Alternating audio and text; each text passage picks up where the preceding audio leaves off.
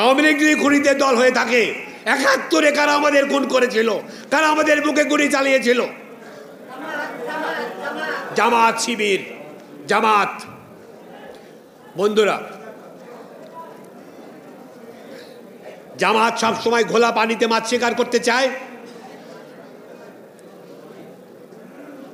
আজকে একটা অস্থিতিশীল সময় যাচ্ছে, নির্বাচন যত ব্যাহত করতে পারবে, যত দেরি করতে পারবে, লাভ হলো জামাতের মতন দলদের, যারা সবসময় ঘোলা পানি চায়, সবসময় এরকম একটা সিচুয়েশন তৈরি করতে চায়।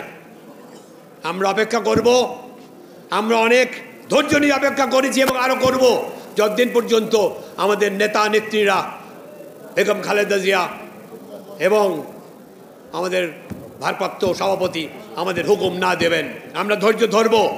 আজকে আপনাদের এখানে অনেক কষ্ট করে আপনারা এসছেন, অনেক দূর থেকে আপনারা এসছেন। আমরা চাচ্ছিলাম যে একটা মিছিল করব আজকে, কিন্তু যেহেতু রাস্তাঘাট বন্ধ হয়ে যাবে, মানুষের কষ্ট হবে, সেই জন্য করব না। এর পরের দিন আরেকবার আমরা একসাথে হব, হয়ে মুক্তিযোদ্ধারা আমরা যে বেঁচে আছি আমরা এখনো, আমরা সেটা দেখিয়ে দেব। আমাদের সাথে থাকবে আমাদের প্রজন্মকেও ধন্যবাদ জানাই, আপনাদেরকেও ধন্যবাদ জানাই এখানে আসবার জন্য।